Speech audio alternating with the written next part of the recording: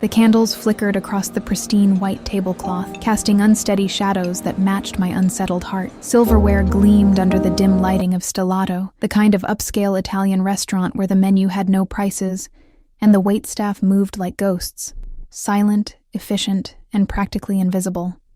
Just like me. I smoothed the wrinkles of my black dress, the only decent one I owned, and tried to ignore the pitying glances from the hostess who had seated me 15 minutes ago. Table for one. 3 simple words that had felt like a confession of failure when I'd spoken them. "Would you care for another glass of wine while you wait, miss?" The waiter appeared at my elbow, his voice professionally neutral. But I caught the underlying assumption. Nobody was coming. "No, thank you." My voice emerged steadier than I felt.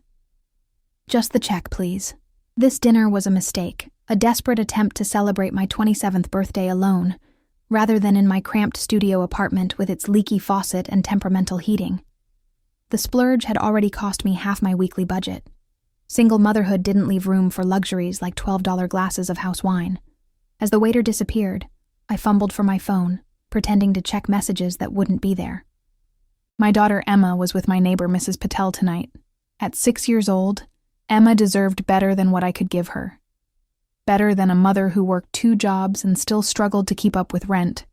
Better than hand-me-down clothes and denied requests for ballet lessons. I'd been invisible my entire life. To my foster parents who collected checks, to the teachers who never noticed my straight A's. To Emma's father who disappeared the moment I told him I was pregnant. Now, in a restaurant filled with couples and business dinners, I was invisible again. That's when I felt it. A shift in the atmosphere, like the air before a storm. The restaurant's ambient chatter dropped by several decibels. Through the restaurant's front windows, I watched 3 black SUVs pull up to the curb, sleek and menacing. Men in dark suits emerged first, scanning the area with practiced efficiency, before one opened the rear door of the middle vehicle. He stepped out like he owned not just the car or the restaurant, but the very ground beneath his feet. Even at a distance, power emanated from him. Tall and broad-shouldered in a tailored charcoal suit that probably cost more than 6 months of my rent. Dark hair styled impeccably. Shadow of stubble precisely maintained along a jaw that looked carved from granite. He moved with lethal grace, like a predator who never needed to rush because nothing ever escaped him. I couldn't look away. No one could. The restaurant fell almost silent as he entered, flanked by 2 men who might have been twins in their matching suits and vigilant expressions. The maitre d' practically sprinted to greet him, bowing slightly with a deference I'd never witnessed in real life. "Mr. Castellano, what an honor. Your usual table is ready." Castellano. The name registered faintly in my memory. Something from the local news, perhaps. Some wealthy businessman or politician I couldn't quite place. Trying to become invisible for entirely different reasons now. Men like him lived in a different universe from women like me. I didn't belong here, in his orbit, and drawing attention from powerful men never ended well for women struggling to make ends meet. I signaled the waiter again, suddenly desperate to leave, but he was nowhere to be found. The entire staff seemed magnetically pulled toward the restaurant's new arrival. I reached for my purse to extract cash and flee, when I felt, rather than saw, someone approach my table. "The lady will be joining me tonight." The voice was deep, accented slightly with Italian undercurrents, and brooked absolutely no argument. I froze, my hand still in my purse, and looked up slowly. Up close, he was even more intimidating. Dark eyes the color of espresso regarded me with an intensity that made my skin prickle with awareness. There was nothing friendly in his expression, just cool assessment and something else I couldn't name that made my heart hammer against my ribs. "I'm sorry?" The words came out as barely more than a whisper. The corner of his mouth lifted in something too predatory to be called a smile. I said. He lowered his voice and leaned closer, the scent of expensive cologne and something darker, dangerous, invading my senses. "Tonight, you're my wife." Before I could process what was happening, he slid into the chair across from me and nodded to one of his men. Instantly, the waiter who had been ignoring me materialized at our table, looking simultaneously terrified and eager to please. "Mr. Castellano, we're honored." "A bottle of the 1982 Brunello," he interrupted without looking at the waiter. His eyes remained fixed on me, dissecting, calculating. And we'll need privacy. The waiter vanished, and the restaurant's other patrons seemed to deliberately avert their gazes, suddenly finding their meals fascinating. I clutched my napkin under the table, my knuckles turning white. "I think there's been a mistake," I managed, my voice barely audible. "I don't know you." "Alessandra Castellano," he said, extending a hand across the table. "Though you may call me Sandro. And no, cara mia, there's no mistake." His hand remained extended between us, adorned with a single platinum ring on his right hand. The heavy signet ring bore some sort of family crest, a lion perhaps, though I couldn't make out the details. "I should go," I whispered, glancing around desperately for an escape route, but his men had positioned themselves strategically near the exits. "My daughter is with Mrs. Patel in apartment 3C until 9 o'clock. She's watching cartoons and eating pizza with pepperoni, no mushrooms." His expression never changed as he delivered this information that no stranger should know. "You have time." I slid down my spine. "How do you—" "I make it my business to know things, Kara." He withdrew his hand when I didn't take it. But somehow the gesture felt like he was granting me temporary reprieve rather than accepting rejection. "Your name is Olivia Reed, 27 as of today, single mother to Emma, age 6. You work at Meridian Insurance during the day, and waitress at the Blue Orchid 3 nights a week. Your rent is due on the 1st, you're 3 months behind on your student loans, and Emma needs dental work you can't afford." Each fact landed like a physical blow.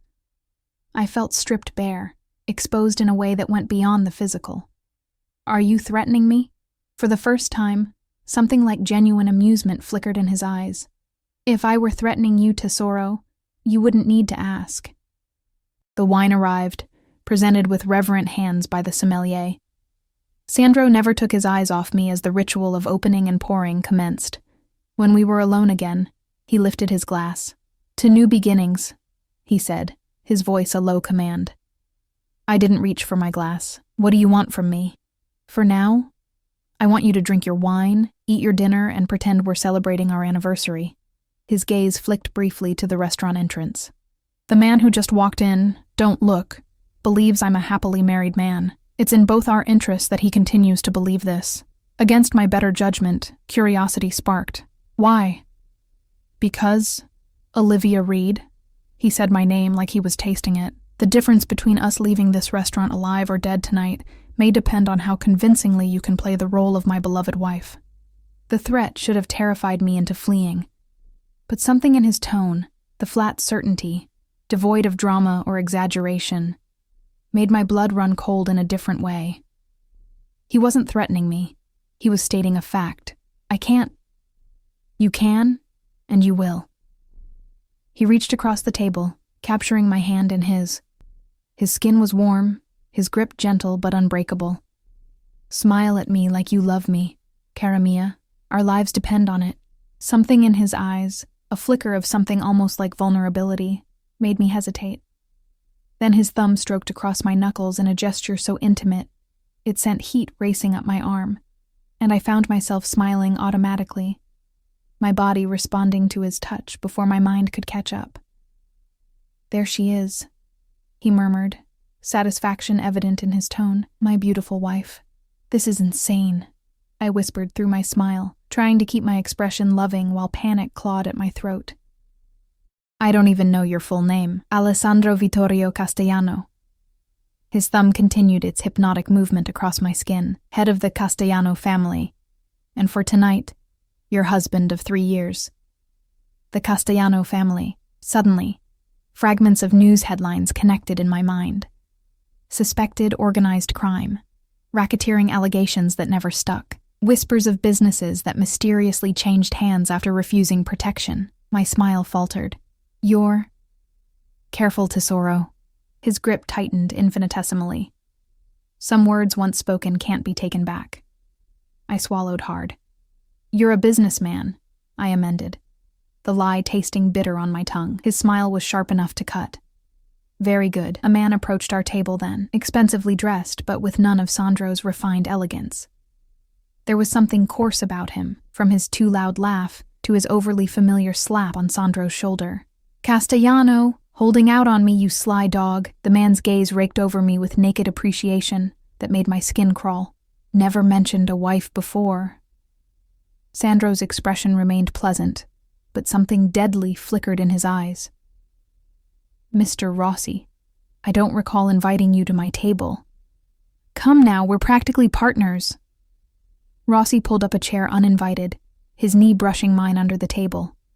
I flinched involuntarily. Aren't you going to introduce me to the lovely signora? Before I could respond, Sandro's hand captured mine again, his thumb stroking possessively over the bare ring finger that suddenly felt conspicuously empty. My wife values her privacy, Sandro said smoothly. As do I. Can't she speak for herself? Rossi leered at me. What's your name, beautiful? I felt Sandro tense beside me, the predator ready to strike. In that moment, instinct took over. Not self-preservation, but the strange urge to protect this dangerous man from whatever was about to happen. Alessandra, I said, letting my voice drop into a husky register as I leaned against Sandro's arm. But only my husband calls me that. Something dark and possessive flashed in Sandro's eyes as he glanced down at me. His arm slid around my waist, pulling me closer until I was practically in his lap. You see, Rossi, he said, never taking his eyes off me. My wife is shy with strangers. Shy? Rossi snorted. Women like that aren't shy. They're... Sandro's movement was so swift I barely registered it. One moment we were seated normally. The next his hand was somehow on Rossi's wrist, bending it at an angle that made the other man's face drain of color. Choose your next words with exceptional care, Sandro said, his voice soft and all the more terrifying for it. You're speaking about my wife. I should have been frightened. Instead, something molten and dangerous pooled in my stomach at the naked possession in his voice. No one had ever defended me before. No one had ever claimed me with such absolute certainty. No offense meant, Rossi choked out, sweat beading on his forehead. Beautiful woman. Lucky man. Sandro released him with a dismissive flick of his wrist. Indeed. Now if you'll excuse us, we're celebrating our anniversary. Rossi retreated, nursing his wrist and his wounded pride. When he was gone, Sandro's arm remained around me, his heat seeping through the thin fabric of my dress. You did well, he murmured against my ear, his breath sending shivers down my neck. But our evening is just beginning. I should have pulled away, should have gathered my things and run as fast and far as I could.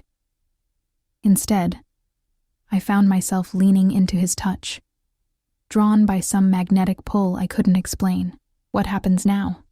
I asked, my voice barely audible. His eyes darkened as they met mine. Now we make sure Rossi believes we're exactly what we appear to be. Deeply, passionately in love. His finger traced my jawline with feather-light precision. Can you do that for me, Olivia? The way he said my name, like a prayer and a sin wrapped into one, made it impossible to think clearly. Or perhaps, he continued, his gaze dropping to my lips, you'd prefer I take you home to your daughter now.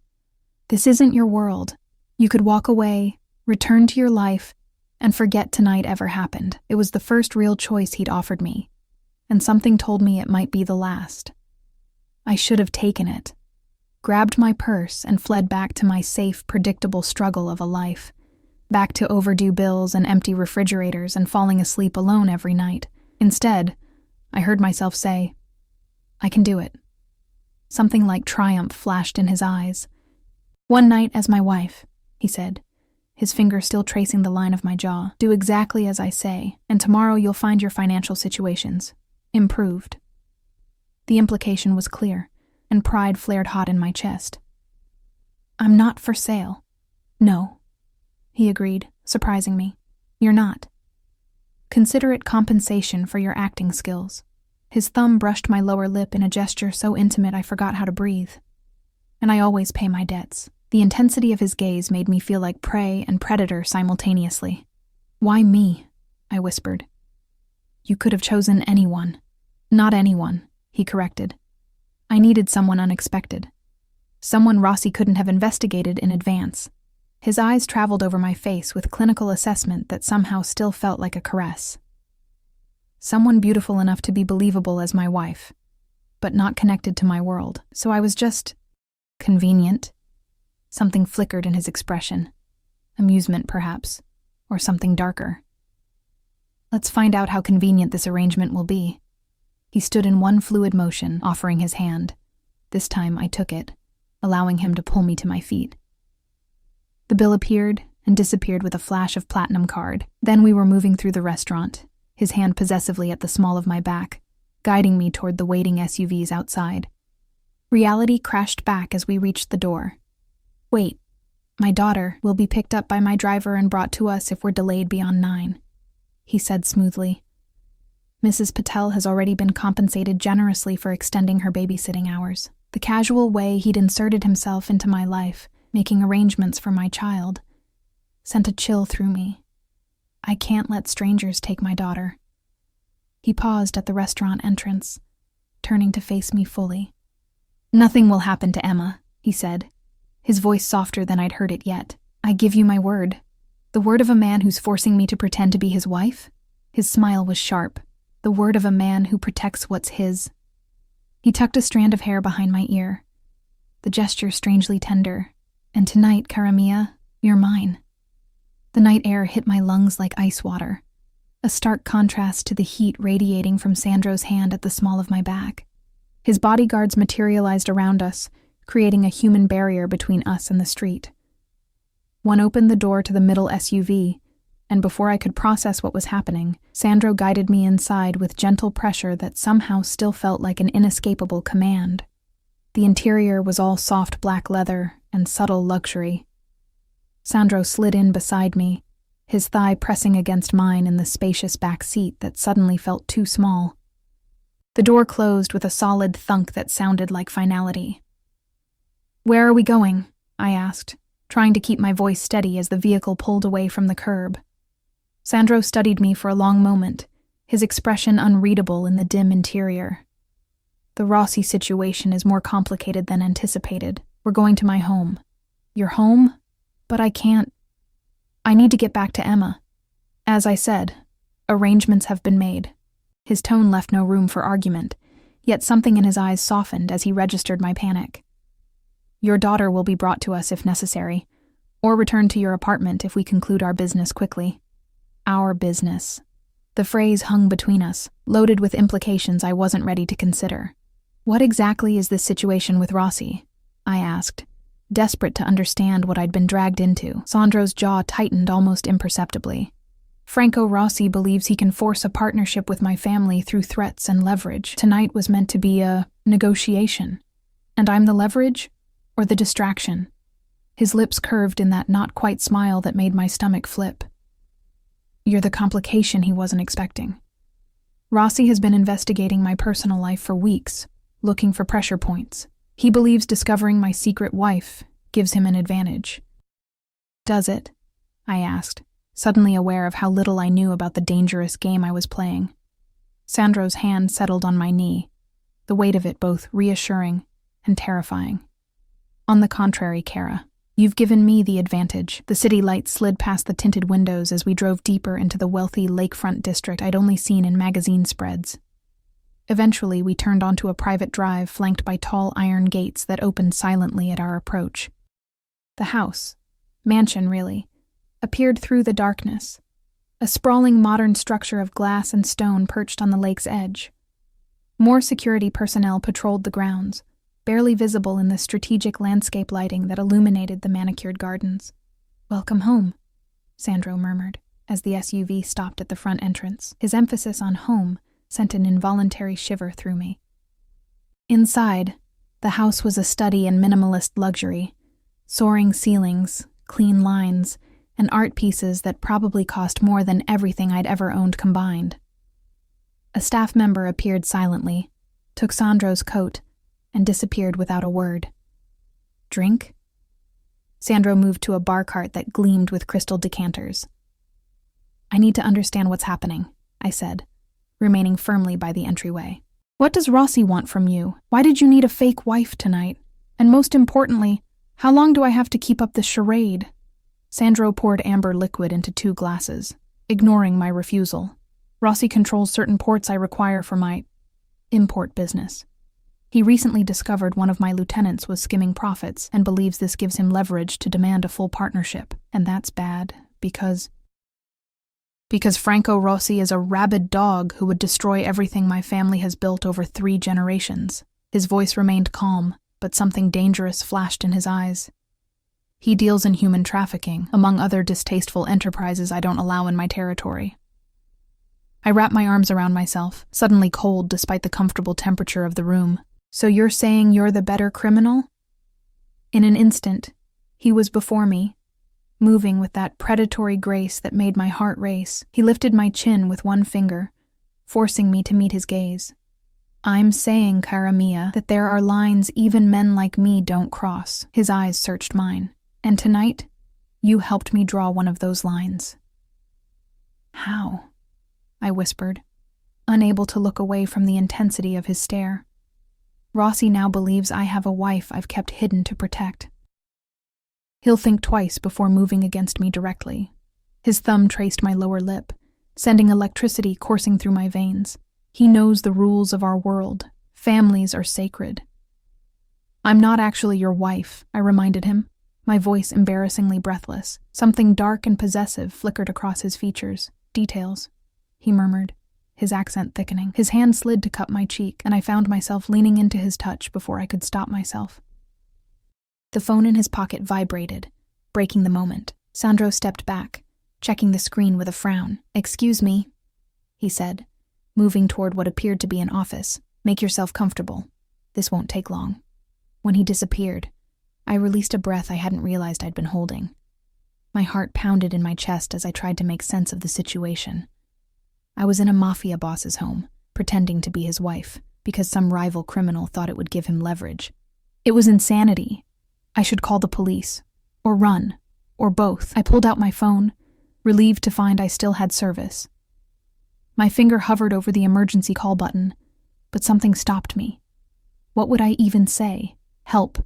I'm being held captive by a devastatingly handsome crime lord who's offering to solve my financial problems if I pretend to be his wife for one night. Besides, Sandro knew where Emma was, where I lived. My entire life history, apparently. Instead, I texted Mrs. Patel. "How's Emma?" The response came almost immediately. "Sleeping like an angel. Your husband's friend dropped off her favorite teddy bear and extra money for me to watch her overnight if needed." Such a thoughtful man. Why didn't you tell me you were married? I stared at the message in disbelief. Husband? Teddy bear? I hadn't mentioned Emma's missing teddy bear to Sandro. The stuffed animal had disappeared during our last move, and Emma had been heartbroken. How could he possibly know about it, much less replace it? Before I could process this, a female voice startled me. "So you're the wife." I spun around to find a stunning woman leaning against the doorframe. Tall, model-esque, with sleek black hair, and eyes that matched Sandro's in both color and intensity. She wore a designer dress that made my own look like a cheap rag in comparison. Relax, she said, her smile revealing perfect white teeth. "I'm Valentina, Sandro's sister." She sauntered forward, assessing me with cool calculation. "Though, I must say, you're not what I expected when he said he'd found a wife. We're not," I stammered, unsure how much she knew. "Real?" Her laugh was musical but sharp. "Of course it's not. My brother doesn't do relationships. He does arrangements." She circled me slowly. "The question is, what kind of arrangement do you think this is?" My cheeks burned with embarrassment. "It's just for tonight. To fool someone named Rossi." Valentina stopped in front of me, her perfectly manicured finger tapping her chin. "Interesting. And he brought you home." She leaned closer, her expensive perfume enveloping me. "Sandro never brings his women home." "I'm not his woman," I protested, though the words sounded weak even to my own ears. "No," her smile was knowing. "Then why are you looking at his office door like you're waiting for him to come back? Why haven't you run screaming into the night?" "Because I couldn't. Because of Emma. Because despite everything, some traitorous part of me was intrigued by Alessandro Castellano and the way he looked at me like I was precious and valuable instead of invisible." "Valentina," Sandro's voice cut through the room like a blade. "I don't recall inviting you here tonight." His sister straightened, unruffled by his cold tone. "I was in the neighborhood. Thought I'd meet the mystery woman who has all your men whispering." She kissed his cheek, unfazed by his rigid posture. "She's pretty. Common, but pretty." I flinched at her casual cruelty. Sandro's eyes narrowed fractionally. "Olivia is my guest," he said, his voice deceptively soft. "You will show her respect." Valentina raised an eyebrow, something unspoken passing between the siblings. "Guest. Is that what we're calling it now?" She turned to me with a predatory smile. "Enjoy your visit, Olivia. My brother can be quite hospitable when it suits him." With that parting shot, she glided from the room, leaving behind a chill that had nothing to do with the temperature. "I apologize for my sister," Sandro said, moving to my side. "Valentina can be protective." "She seemed more territorial than protective," I muttered before I could stop myself. To my surprise, Sandro laughed, a genuine sound that transformed his severe features into something dangerously appealing. "An accurate assessment. My sister has been managing my household and social calendar since our parents died.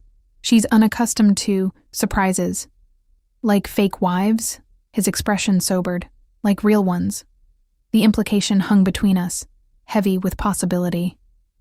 I swallowed hard. "The situation with Rossi is escalating," he continued, gesturing for me to join him on a sleek leather sofa. "He's making inquiries about you already. My men intercepted 3 of his people attempting to follow us from the restaurant." Fear clawed at my throat. What does that mean for me? For Emma? Sandro's face hardened. "It means your safety is now my primary concern." He poured me a glass of water from a crystal carafe. "Rossi is desperate and therefore dangerous. Until I neutralize the threat, you and your daughter need protection." "Protection? You mean, like, bodyguards?" The absurdity of the situation hit me anew. 24 hours ago, I couldn't afford to fix my leaking faucet. Now a Mafia boss was offering me protection from his enemies. To start. He studied me with those penetrating eyes. "The safest option would be for you to stay here." "Here?" I practically choked on the water. "I can't just move in with you. I have a job. Emma has school.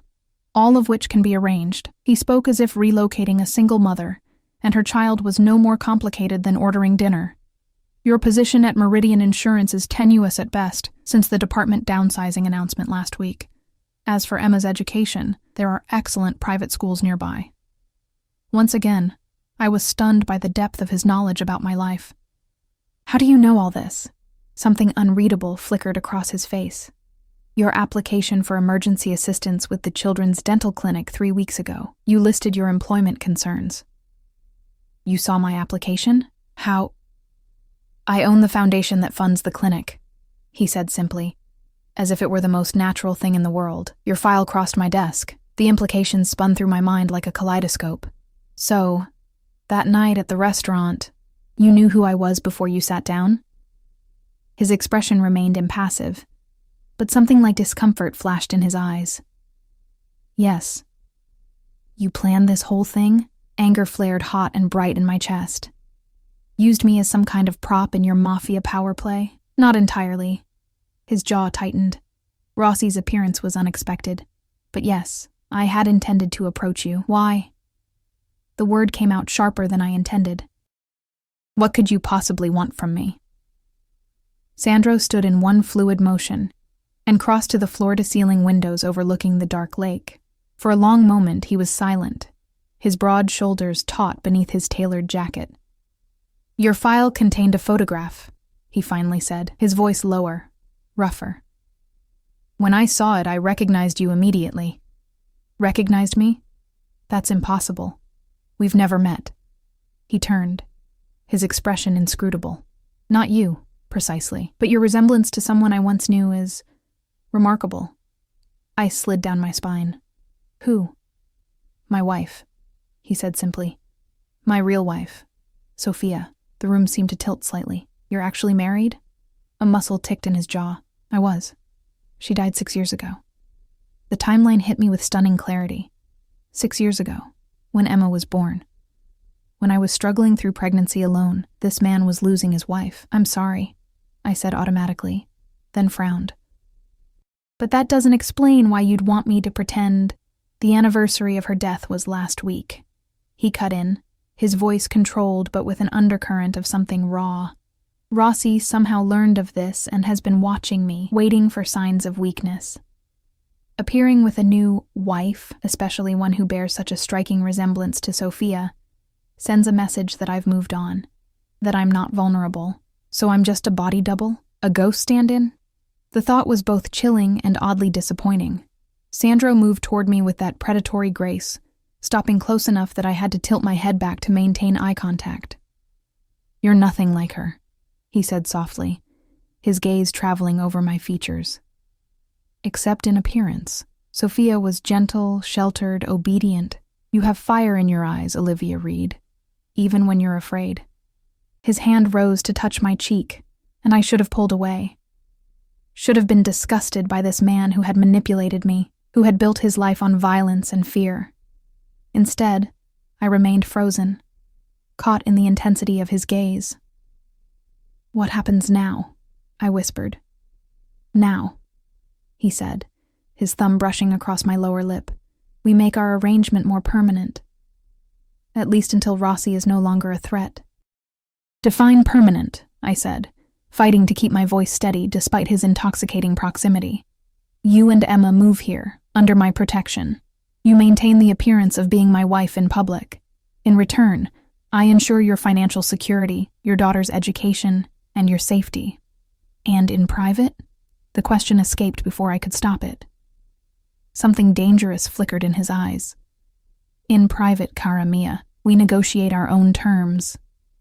My pulse raced traitorously. This is insane. "I don't know you. You're a criminal. And yet you haven't run." His observation hung between us, undeniable. "You haven't called the police. You're still here, considering my offer." He was right, and that terrified me more than anything else. What kind of mother was I, even contemplating an arrangement with a man like him? "Emma is all that matters to me," I said, my voice firmer now. "I won't expose her to danger or whatever business you're involved in." "Emma would want for nothing," he countered. "She would be protected, educated, cared for as if she were my own blood. My home has a separate wing where you both would live. Your own space, your own rules." "Until when? What's the endgame here, Sandro?" He stepped back slightly, giving me room to breathe. "Until Rossi is no longer a concern.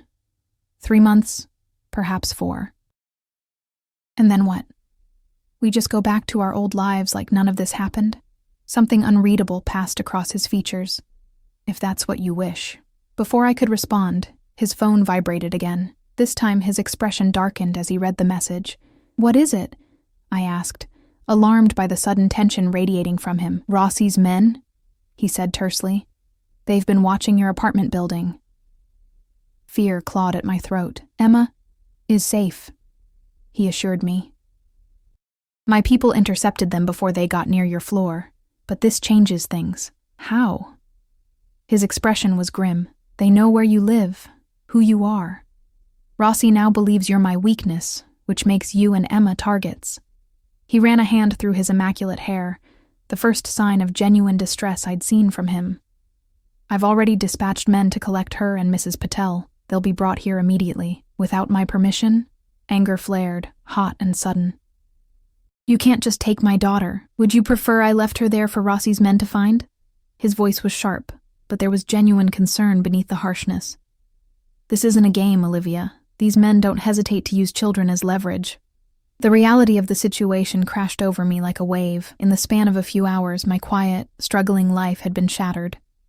Now my daughter was in danger because of a man I'd just met, because I looked like his dead wife, and he'd decided to use me in some criminal chess match. "This is your fault," I whispered, tears pricking at my eyes. "You dragged us into this." Something like guilt flashed across his face before his expression hardened again. "Yes," he admitted, "and now I'm going to fix it, but I need your cooperation. Do I have a choice?" The question wasn't entirely rhetorical. Sandro studied me for a long moment. "There's always a choice, Cara, but some are better than others." A buzzing sound interrupted us. Sandro checked a security panel on the wall. They're here. My heart leapt into my throat as I followed him to the entrance hall. The doors opened to reveal one of Sandro's men carrying a sleeping Emma, her small form bundled in her favorite unicorn blanket.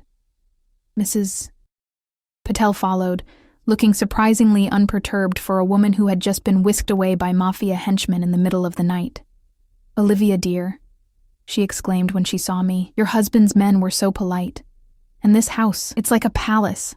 I stood frozen, unable to correct her misconception as Emma stirred in the bodyguard's arms. Her eyes fluttered open, confusion clouding her features until she saw me. "Mommy?" Her small voice broke something inside me. I rushed forward, taking her from the man's arms and holding her close, breathing in her familiar scent of baby shampoo and strawberry toothpaste. "It's okay, baby," I murmured into her hair. "Mommy's here." "Where are we?" she asked, rubbing her eyes as she looked around the grand entryway. Before I could answer, Sandro stepped forward, his entire demeanor transforming as he addressed my daughter. Gone was the dangerous predator, replaced by a gentle presence that still somehow commanded attention. "Hello, Emma," he said, his voice warm in a way I hadn't heard before. "My name is Sandro. You and your mother are going to be staying at my house for a little while." Emma studied him with the unfiltered curiosity only children possess. "Is this a castle?" Sandro's lips curved into a genuine smile that transformed his severe features. "Not quite. But there is a swimming pool and a room full of books and toys that I think you might enjoy." Emma's eyes widened. "A pool inside? And a garden maze outside," he added, as if offering a child a private playground was the most natural thing in the world.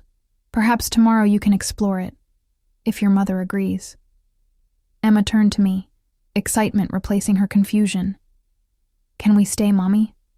Please?" Over her head, Sandro's eyes met mine. Dark, intense, victorious. He knew he'd won. With a few simple words, he'd captivated my daughter just as effectively as he'd ensnared me. "Yes, sweetheart," I heard myself say, the words sealing my fate. "We're going to stay for a while." The morning light spilled through floor-to-ceiling windows, illuminating a bedroom larger than my entire apartment. I blinked awake in a disoriented haze, my fingers clutching unfamiliar silk sheets. For one bewildering moment, I couldn't remember where I was. Then it all came rushing back. Sandro, Rossi, the forced charade, the midnight evacuation of my daughter. I bolted upright, panic seizing my chest. "Emma? Your daughter is having breakfast in the garden pavilion," a feminine voice answered. "Mr. Castellano thought you might appreciate some rest." A petite woman stood by the doorway, her posture impeccable. In her pressed uniform, she looked like something out of a period drama about wealthy estates. "Who are you?" I asked, clutching the sheets closer. "Isabel, ma'am. I've been assigned as your personal assistant during your stay." Her expression remained professionally neutral, betraying nothing about what she might know of my unusual arrangement with her employer. "Where are my clothes?" I glanced down at the silk nightgown I definitely hadn't been wearing when I finally collapsed into bed after settling Emma into the adjoining room. "Your belongings are being collected from your apartment as we speak," Isabel replied, moving to open a massive walk-in closet. "In the meantime, Mr. Castellano had these delivered this morning." I slid from the bed and followed her, stopping short at the doorway. The closet was filled with clothing in my size, dresses, pants, blouses, shoes, all with designer labels I recognized but had never dreamed of owning. Tags still attached, prices that made me dizzy. "These are all for me?" My voice sounded small, even to my own ears. "Yes, ma'am. And similar arrangements have been made for Emma." Isabel gestured to a section of smaller clothing. Mr. Castellano was quite specific about the selections, the intimacy of it. This man choosing clothing for my daughter and me, knowing our sizes, predicting our needs, sent a confusing shiver through me. It was both invasive and strangely thoughtful. "I can't accept all this," I said, though even as the words left my mouth, I knew my position for negotiation was weak. Isabel's expression softened slightly. "If I may speak freely, ma'am," I nodded. "In my 15 years with the Castellano family, I've never seen Mr. Castellano take such personal interest in a guest's comfort." She smoothed an invisible wrinkle from her uniform. "Whatever your arrangement with him, these gestures are not merely transactional. Before I could respond to this unsettling observation, a soft knock came at the bedroom door. Isabel moved swiftly to answer it, exchanging quiet words with someone outside before returning. "Mr. Castellano requests your presence for breakfast once you're dressed," she said. "Shall I help you select something?" 20 minutes later, dressed in a simple but obviously expensive sundress that fit as though it had been tailored specifically for me, I followed Isabel through the sprawling mansion. Every room we passed spoke of extraordinary wealth tempered by masculine restraint. Leather, glass, and steel dominating the color palette, with occasional bursts of vibrant art serving as focal points. We stepped onto a stone terrace overlooking Lake Michigan, its waters glittering in the morning sunlight. A pavilion stood at the edge of an immaculately landscaped garden, and there, like a scene from someone else's life, sat Sandro and Emma. My daughter was perched on a chair, piled with cushions to boost her height, animatedly explaining something while Sandro listened with an attentiveness I'd rarely seen adults show children. What struck me most wasn't the picturesque setting or the platters of food that could feed a small army. It was how at ease Emma seemed, as though breakfasting with a dangerous criminal was perfectly normal. "Mommy," she spotted me and waved enthusiastically. "Sandro has chocolate chip pancakes and a pool, and he said I can have swimming lessons." I approached cautiously, hyper-aware of Sandro rising to his feet as I neared. In the morning light, wearing a casual button-down with the sleeves rolled to expose muscular forearms, he looked less like a fearsome Mafia boss and more like the wealthy businessman he pretended to be. "Good morning, Kara," he said, pulling out a chair for me. The endearment rolled off his tongue so naturally it was easy to forget it was part of our charade. "Did you sleep well?" "As well as could be expected, considering the circumstances," I answered quietly, conscious of Emma's attentive ears. Sandro's eyes, warm amber in the sunlight rather than the cold espresso of last night, studied my face with unsettling intensity. "The circumstances will improve," he promised, his voice pitched for my ears only. "You have my word." A server appeared silently with coffee, pouring a cup without asking how I took it. Cream. 1 sugar. Exactly right. Another reminder of how thoroughly Sandro had investigated my life. "Emma was just telling me about her interest in swimming," he continued at normal volume, resuming his seat. "I've arranged for an instructor to assess her skills this afternoon, if that's acceptable to you." The calculated courtesy, asking permission while simultaneously informing me the arrangements were already made, wasn't lost on me. "That's very thoughtful," I said carefully. "But we can't impose—" "It's no imposition," he cut in smoothly. "The pool sits unused most days. It would be my pleasure to see it enjoyed." Emma bounced in her seat. "Please, Mommy. I've always wanted lessons." I knew that all too well. The YMCA program I couldn't afford. The disappointment in her eyes when I'd explained we needed to wait until next year. Again. "All right," I conceded, rewarded by Emma's brilliant smile. "But we should discuss expectations," I added, looking pointedly at Sandro, "about how long we're staying, what this arrangement entails." "After breakfast," he agreed, his gaze flickering to Emma. "Perhaps your daughter would enjoy exploring the garden with Isabel while we talk." Emma, already halfway through demolishing a stack of pancakes, looked up eagerly. "Is there really a maze?" Sandro nodded, his expression softening in a way that seemed genuine. "And a fountain in the center with fish you can feed." That was all the convincing Emma needed. Once she'd finished eating, Isabel appeared as if summoned telepathically to escort her on the promised garden adventure, complete with a small bag of fish food. When we were alone, Sandro refilled my coffee cup, the domestic gesture at odds with the dangerous man I knew him to be. "You have questions," he said simply. "About 1,000, I replied, setting down my fork. "Starting with how long you expect this charade to continue." "Until Rossi is no longer a threat," he said, the same answer as last night. "My men are working to contain the situation, but these things require delicacy. And in the meantime, what exactly am I supposed to be doing? Playing house? Pretending to be your dead wife's replacement?" A muscle ticked in his jaw. "You are not a replacement," he said, his voice suddenly cold. "You are under my protection because I put you in danger. The role of wife is merely the most efficient cover." For what? What am I covering?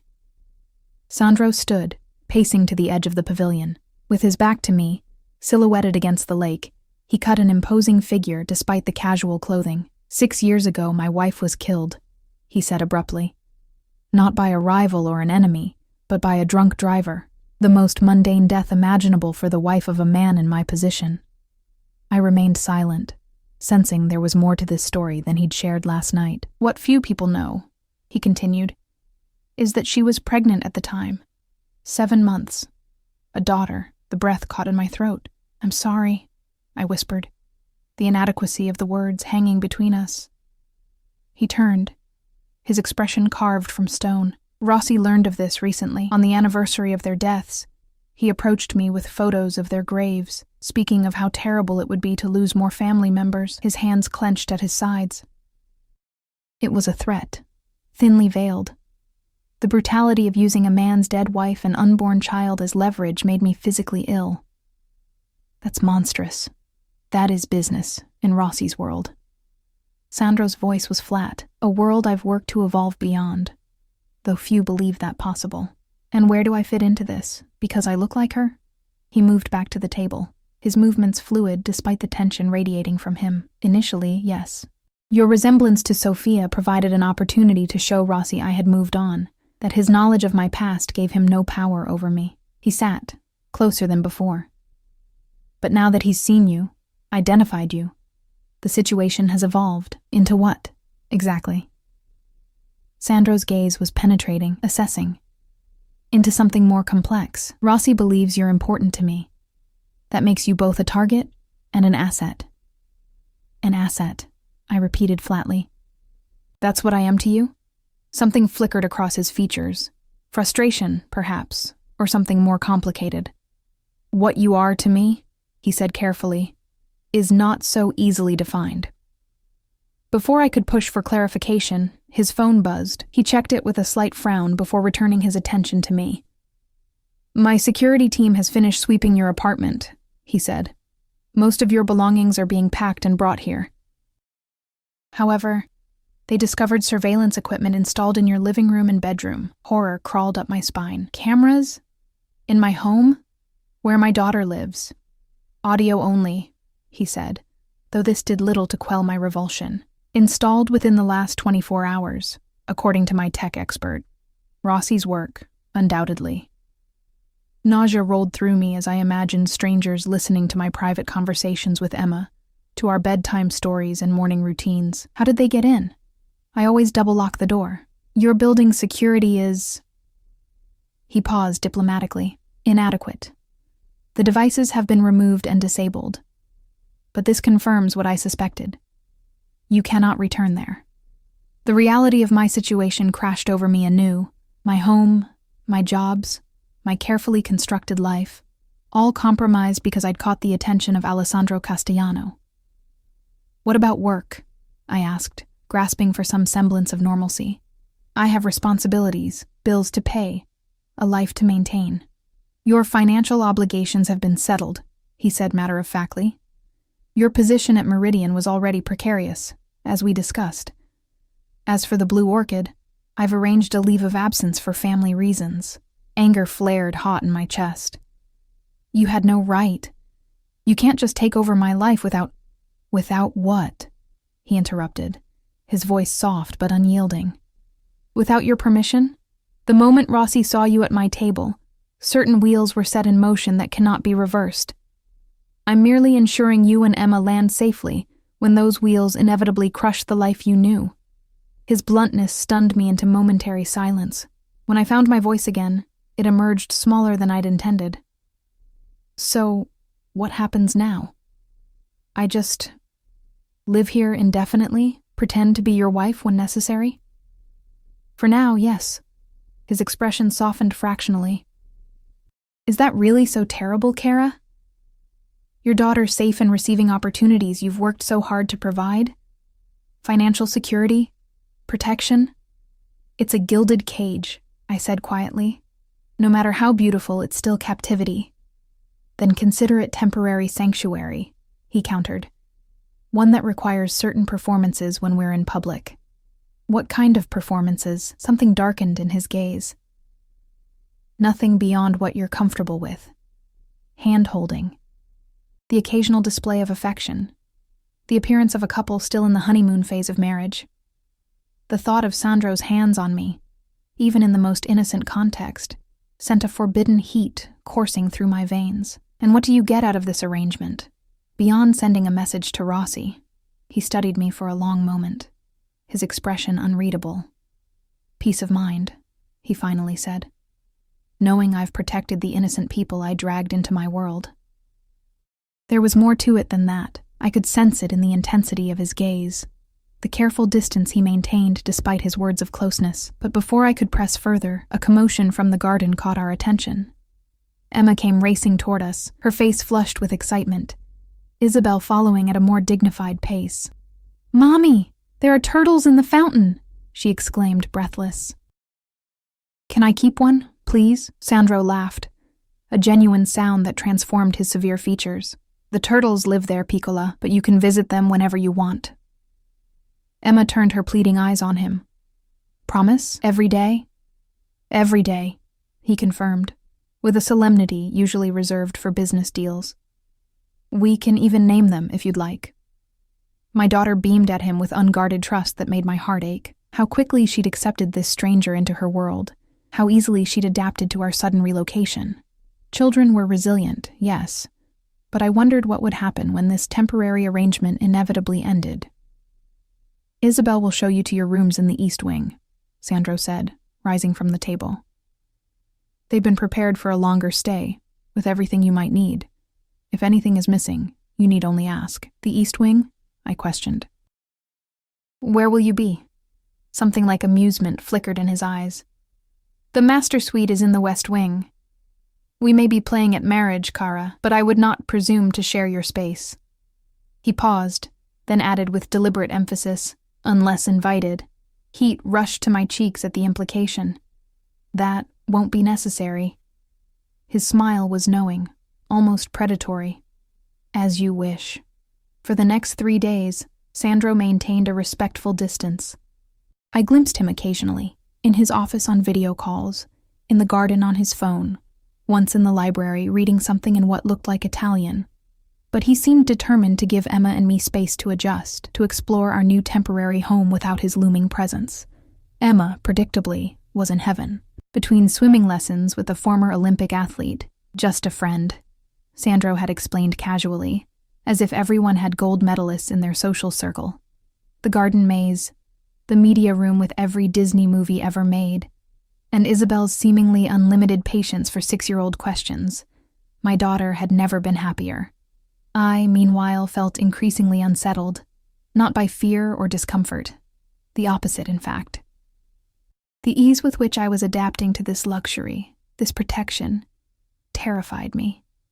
Each morning, I woke determined to maintain my guard, to remember that none of this was real or sustainable. By evening, watching Emma laugh and thrive, I found my resolve weakening.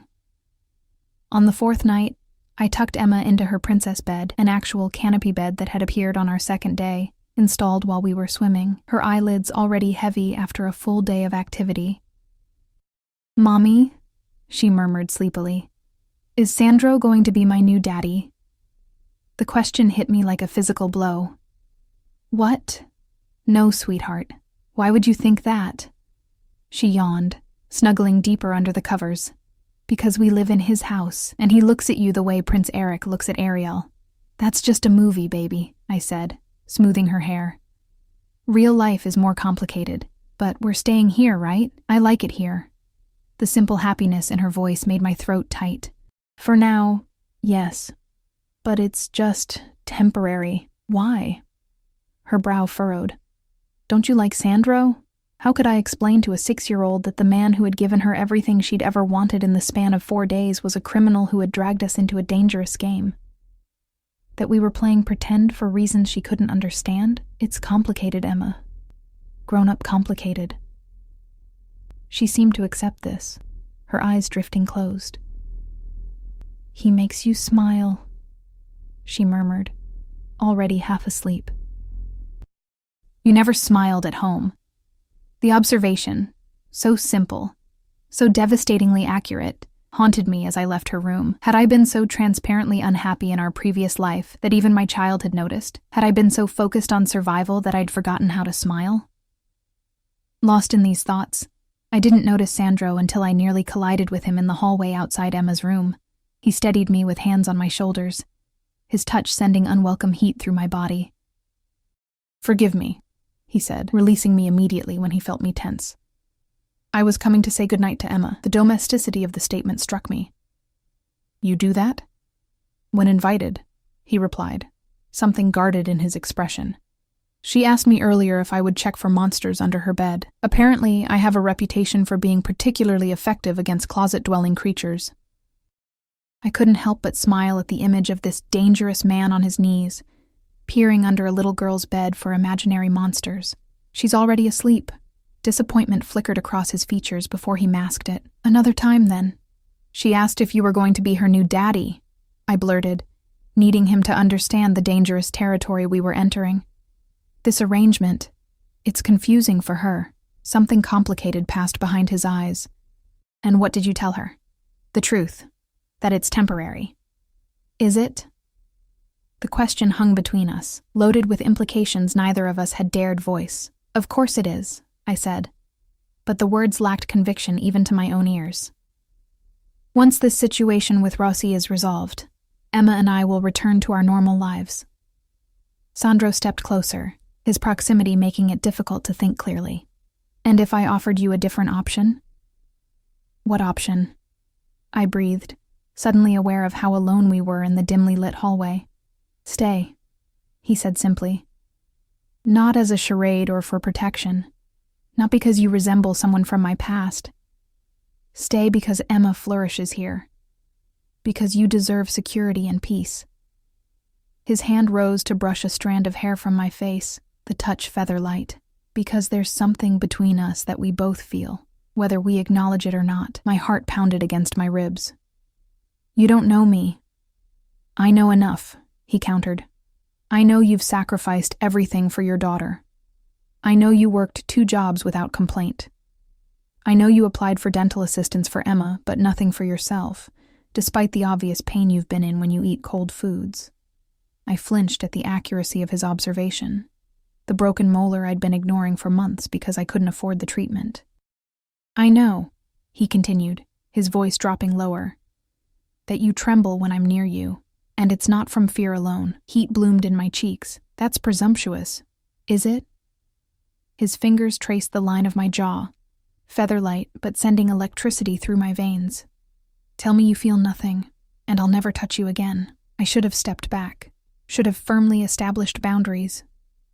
Instead, I found myself leaning into his touch, my body betraying me as it had from the first moment I saw him. "This is a mistake," I whispered, even as my eyes dropped to his mouth. "Perhaps," he agreed, his thumb brushing my lower lip.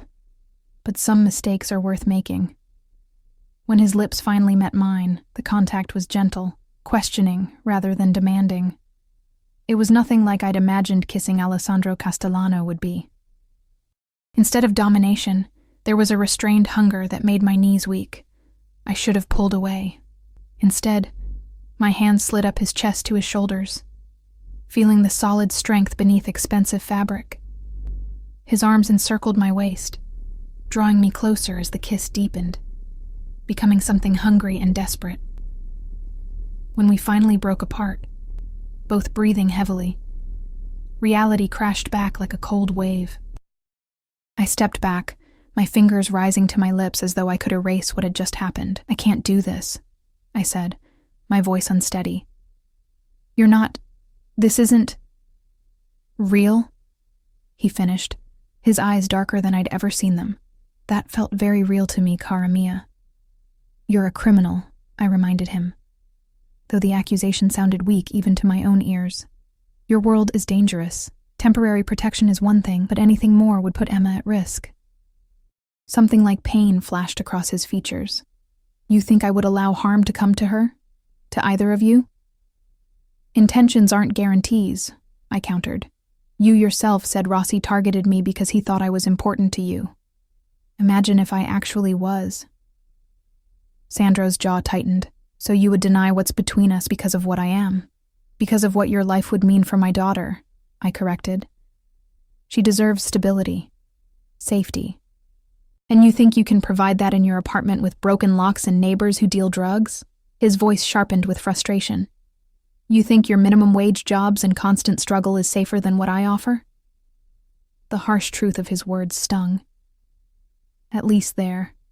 I'm in control of our lives. Are you? His laugh was without humor. Control is an illusion for people like you, Olivia.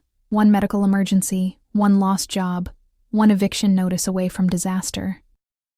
Here, with me, you would never know that fear again. At what cost? I demanded. My autonomy? My independence?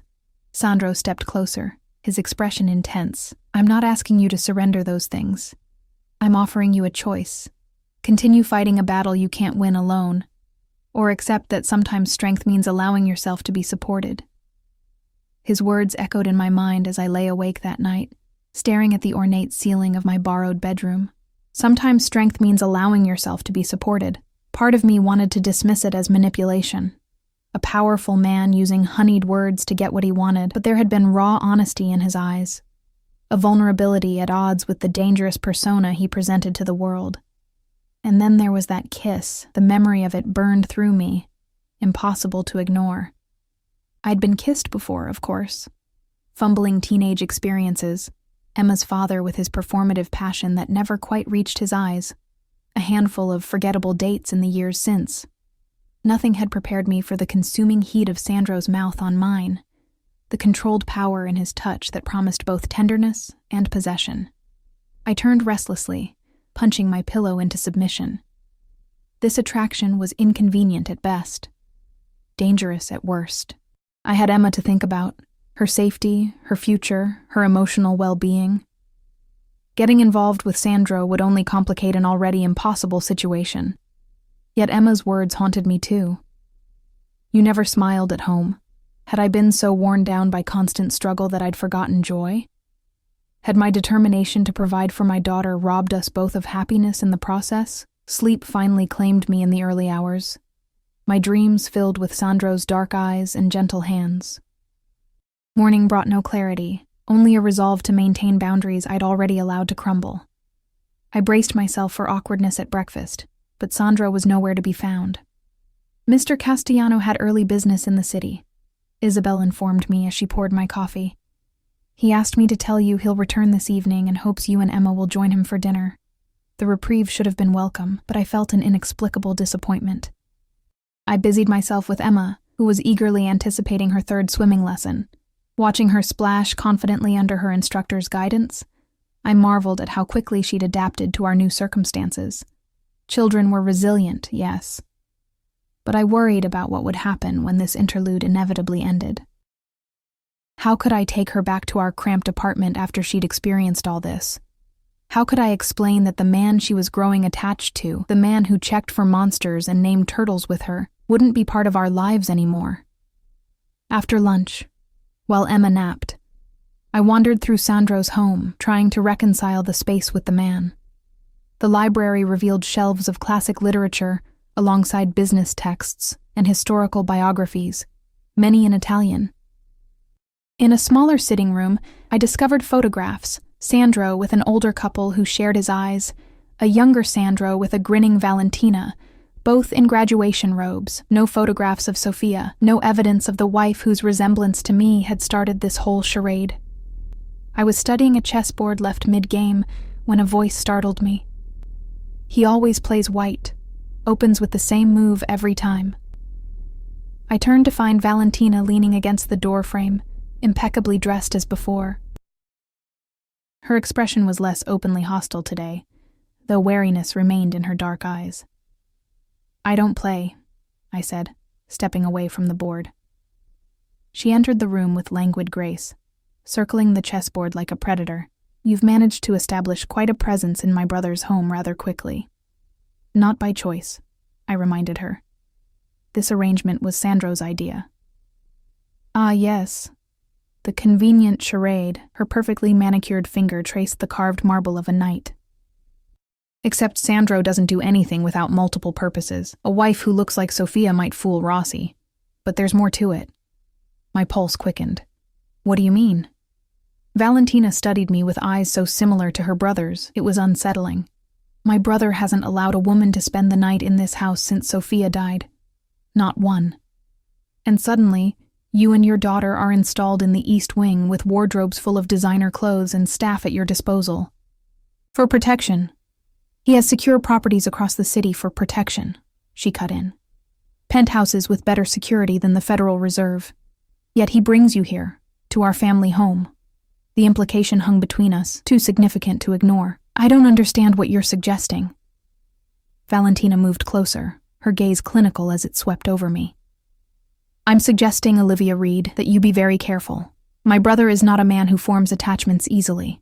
But when he does, she shook her head slightly, he doesn't let go. Ever. A chill ran down my spine. Is that a threat? A warning, she corrected. From someone who knows him better than anyone.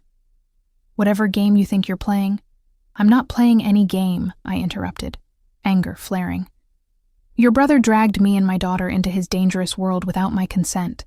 I'm just trying to keep Emma safe until this situation is resolved. Something in Valentina's expression shifted, softened fractionally.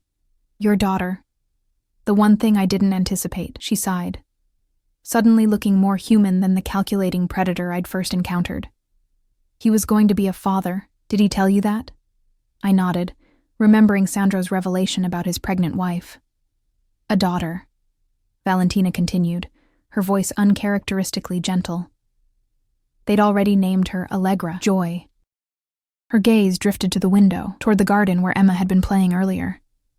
When we lost them both, something in Sandro broke. The brother I knew disappeared, replaced by someone colder, more calculating. I'm sorry, I said softly, meaning it despite my wariness of this woman. So am I. Her focus returned to me, sharp and assessing, but for the first time in 6 years, I've seen glimpses of the old Sandro, when he watches your daughter, when he speaks of you. Uneasiness twisted in my stomach. I can't be a replacement for what he lost. No, she agreed, surprising me. And if that's all you were, I would have already ensured your departure. The threat was delivered so casually it took me a moment to register. But I suspect you're something else entirely to him. What? A second chance. Valentina stepped back, her moment of vulnerability disappearing behind her polished facade. The question is whether you're worthy of it. Before I could respond, her phone chimed. She checked it, her expression darkening instantly. I need to find my brother, immediately. He's in the city, I said, alarmed by the sudden tension in her posture. Business meetings, Isabel said. Valentina's laugh was sharp, without humor. Is that what he told you? How convenient. She stalked toward the door, then paused. Stay inside. Keep your daughter close. Tell security if anyone approaches who isn't family. What's happening? Fear clawed at my throat. Is it Rossi? Always, she confirmed grimly. But this time, my idiot brother has gone to meet him alone. Her gaze pinned me. Apparently, Rossi requested it, claimed he had information about you that Sandro would want to hear privately. Ice slid down my spine. Information about me? There's nothing to know. Something like pity crossed Valentina's features. Everyone has secrets, Olivia Reed. Even those who think they don't. With that cryptic statement, she was gone, leaving me with a growing sense of dread. What could Rossi possibly know about me that would lure Sandro into meeting him alone? My life before Sandro had been painfully ordinary, struggling single mother, overworked and underpaid. Nothing that would interest a man like Franco Rossi. Unless a memory surfaced, one I'd spent years trying to forget. Emma's father hadn't simply abandoned us when I told him I was pregnant. There had been more to the story, a darkness I'd never shared with anyone. Not even in Emma's birth documentation. Could Rossi have somehow uncovered that buried history? The very thought made me physically ill. I rushed to find Emma, needing to assure myself she was safe. I found her with Isabel in the playroom, happily building with blocks that probably cost more than our monthly rent. "Mommy, look! I made Sandro's house!" she exclaimed, pointing to an impressive structure that did indeed resemble the mansion's architecture. "It's beautiful, sweetheart," I said, forcing a smile despite my mounting anxiety. "Isabel, may I speak with you for a moment?" In the hallway, I kept my voice low. Valentina seemed concerned about something involving Sandro and Rossi. "Do you know what's happening?"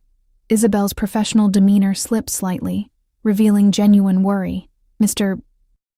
Castellano left explicit instructions that you and Emma were to remain inside today, with enhanced security." She hesitated. "Beyond that, I'm not privy to the details." "But something's wrong," I pressed. "I need to know if Emma's in danger." "The security team has locked down the property," she assured me. "No one enters without Mr. Castellano's direct authorization. You're as safe here as anywhere in the city." It wasn't entirely reassuring, but I had little choice but to accept it. I returned to Emma, trying to maintain a calm facade while my mind raced with scenarios, each worse than the last. Hours crawled by with excruciating slowness. I checked my phone compulsively, though I had no messages from Sandro. Why would I? Our relationship, such as it was, hardly warranted regular check-ins. Still, as afternoon stretched into evening with no word, my concern deepened to something more urgent. Emma sensed my distraction during dinner, picking at her food with unusual quietness. "Is Sandro coming back?" she finally asked. "Of course he is, sweetheart. This is his home." "But you're worried," she said, her perception sometimes startling for a 6-year-old. "I can tell." I forced a reassuring smile. "Grown-ups worry about silly things sometimes. Nothing for you to be concerned about." After putting Emma to bed, I paced my room like a caged animal. The mansion suddenly felt too large, too empty, the silence oppressive. Against my better judgment, I found myself drawn to Sandro's study. The one room Isabel had indicated was strictly private. The door was unlocked. I hesitated on the threshold, knowing I was crossing a line but unable to stop myself. Inside, the space was exactly what I would have expected. Masculine, elegant, dominated by a massive desk of dark wood. Bookcases lined one wall, a bar cart occupied another. The third wall held something unexpected. A massive corkboard covered with papers, photographs, and red string connecting various elements. I moved closer, breath catching as I recognized Franco Rossi's face in several photos. Documents in Italian covered portions of the board, along with what appeared to be shipping manifests and financial records.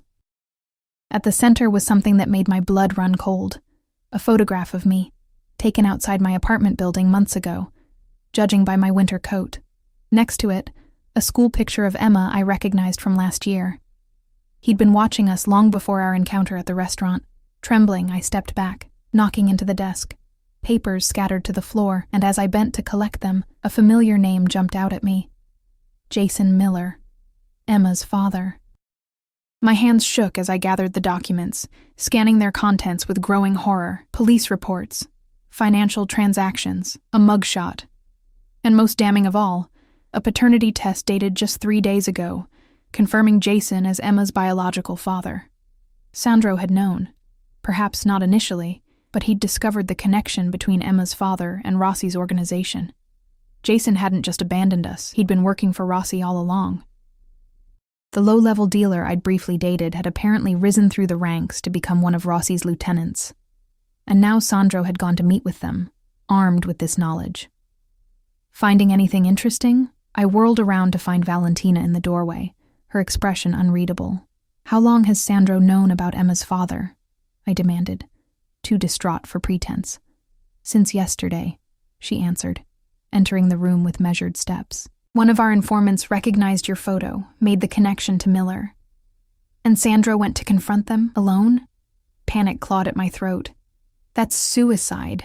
My brother rarely acts without calculation," Valentina said, though concern shadowed her eyes. "But where you're concerned, his judgment has been compromised." "We have to help him," I insisted, moving toward the door. "Call your men, your security. Whatever criminal empire resources you have." Valentina's laugh stopped me. "You think I haven't tried?" Sandro deliberately circumvented his security detail. "None of our usual properties are in use. He's gone dark intentionally." She studied me with new interest. Your concern seems genuine. Of course it's genuine. He's in danger because of me, because of my connection to— I couldn't bring myself to say it— to Emma's father. A connection you never disclosed, she noted, her tone sharpening. Even when you knew Rossi was targeting you specifically, shame and defiance warred within me. I didn't know Jason worked for Rossi. He was just a dealer when I knew him, small time. When I got pregnant, he disappeared. I never saw him again. Yet you recognized his name on those documents, she pressed. You knew something was wrong with him, beyond simple abandonment. I sank into Sandro's desk chair, the fight draining out of me. The night I told him I was pregnant, I found drugs in his apartment, not marijuana or party pills. Serious weight, packaged for distribution. When I confronted him, I swallowed hard. The memory still painful. He got violent. Said I was never to tell anyone about what I'd seen, or he'd make sure I regretted it. Valentina's expression softened fractionally. And you never reported this? To who? The police who never came when I called about break-ins at my apartment? The system that had failed me my entire life? I shook my head bitterly. I changed my phone number, moved apartments, cut all ties with anyone who knew him. I was just grateful he never came looking for us. Until now, Valentina said quietly. Rossi must have connected the dots somehow. And Sandro walked right into it. Fear constricted my chest. We have to find him. Before Valentina could respond, her phone rang. She answered immediately, her posture stiffening as she listened. Where? She demanded. Condition? Another pause. Lock it down. No one in or out. We're on our way. She ended the call, already moving toward the door. They found him. Hospital on the north side, private entrance. He's alive, but that's all I know. I was on my feet instantly. I'm coming with you. Your daughter will be safe with Isabel, I said firmly. I'm not asking permission, Valentina. Something like respect flickered in her eyes. Perhaps I underestimated you, Olivia Reed. She gestured toward the door. The car leaves in 3 minutes. Don't make me wait. The drive to the hospital passed in tense silence, the city lights blurring outside the window as Valentina's driver pushed well beyond legal speed limits. My mind raced with terrible possibilities. Sandro broken, bleeding, dying because of my past, because of a connection I should have disclosed. The hospital's private entrance was guarded by men I recognized from Sandro's security team. They nodded to Valentina with deference, their expressions grim. A white-coated doctor met us in a pristine corridor, speaking rapid Italian that I couldn't follow. Valentina's face remained impassive, but I caught the slight tremor in her clasped hands. How bad? I asked when the doctor finished his report. 3 broken ribs, punctured lung, concussion, multiple lacerations, she translated clinically, though her voice wavered slightly. He was conscious when they found him, which is promising. Can I see him? Valentina studied me for a long moment. Why? What is he to you, really? This man you barely know, whose world terrifies you, whose life goes against everything you claim to value. The question pierced through my defenses, demanding an honesty I'd been avoiding. What was Sandro to me? Protector? Captor? Temptation? Something more profound I dared not name? He's someone who checked under my daughter's bed for monsters, I said simply. Someone who remembers how I take my coffee. Someone who looks at me and actually sees me. My voice broke slightly. And he's hurt because of me. Something in Valentina's expression shifted, softened. Room 312, she said after a moment. I'll give you a few minutes before I go in.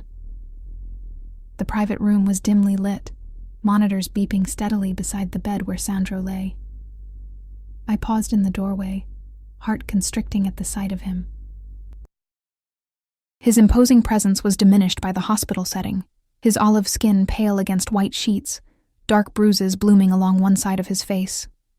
Bandages wrapped his torso, visible above the blanket pulled to his waist. I approached quietly, not wanting to wake him if he was sleeping. His eyes opened at my footsteps, however, still sharp and alert despite the pain medication I was certain coursed through his system. Olivia. My name emerged as little more than a whisper from his split lip. You idiot, I said, tears threatening despite my best efforts. What were you thinking? Going alone? A ghost of his usual smile curved his mouth. Not the bedside manner I was hoping for, Kara. I sank into the chair beside his bed, fighting the urge to touch him, to reassure myself he was really alive. Valentina told me what happened, about Emma's father. Sandro's expression darkened. Miller works for Rossi, has for years, specializes in particular kinds of enforcement. The euphemism wasn't lost on me. Enforcer meant violence, brutality. The man I'd once thought I loved, the father of my child, was a professional thug for a monster like Rossi. I didn't know, I whispered, needing him to believe me. When I knew Jason, he was just a small-time dealer. I swear, if I'd known he was connected to Rossi. I know. Sandro's hand moved across the blanket, finding mine. His grip was weaker than usual, but still warm, still grounding.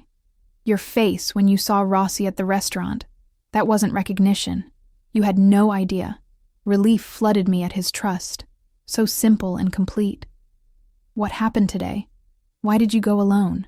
Pain flickered across his features as he shifted position. Rossi contacted me directly, said he had information about your past that I should hear privately. Professional courtesy, he called it. Sandro's laugh was bitter, ending in a grimace. I suspected a trap, of course, but I needed to know what he knew about you. So you sacrificed your safety for information about me? I couldn't keep the disbelief from my voice. That's insane. That's business, he countered. Information is power. I needed to know what I was dealing with. And now you do, I said quietly. You know Emma's father works for your enemy.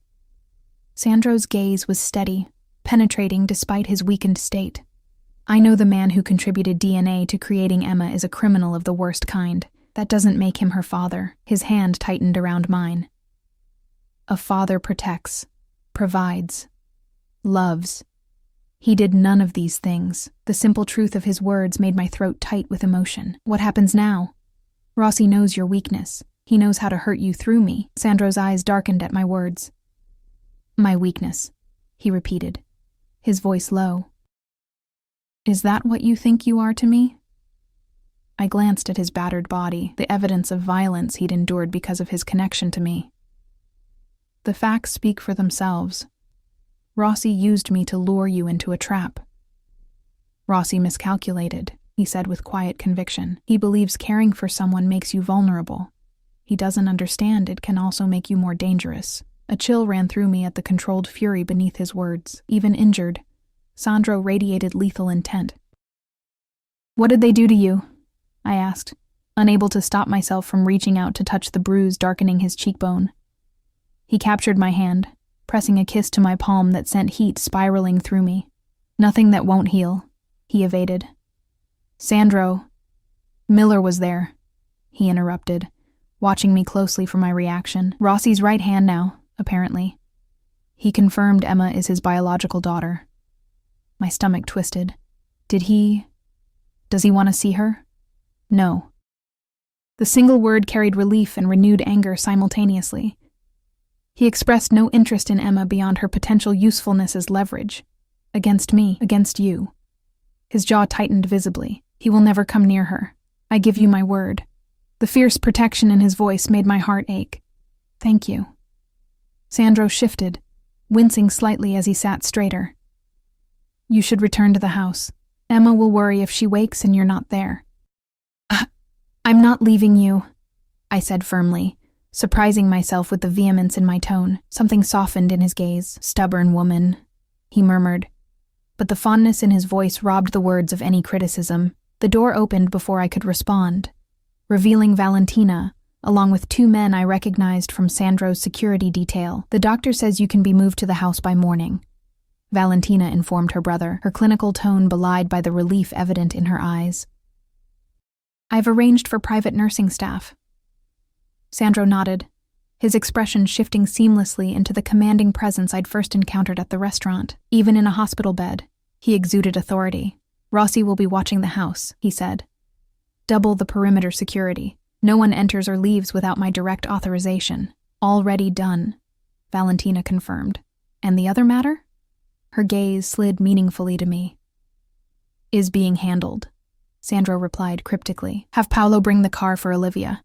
She needs to return to Emma.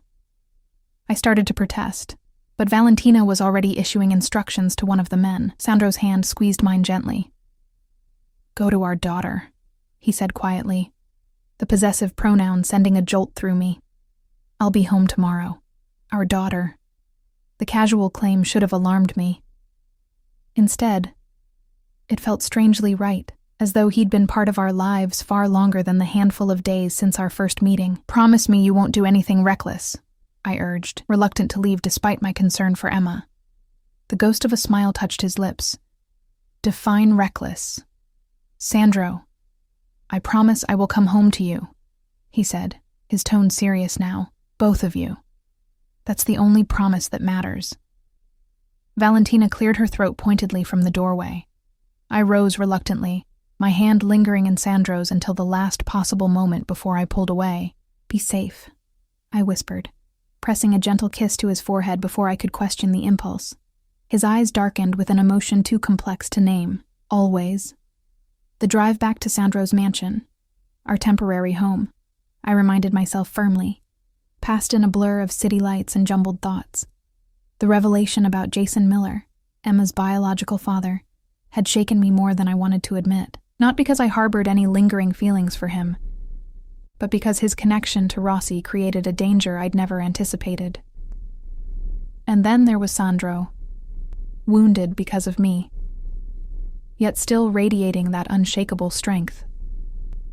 His promise to come home to us echoed in my mind, along with that casual claim, our daughter. As though Emma was already his in some way that transcended blood or legal documentation. Most unsettling of all was how right it had felt. How natural. As if the three of us had somehow formed a family unit in the space of less than a week. Isabel was waiting when I arrived, her usual composure slightly frayed around the edges.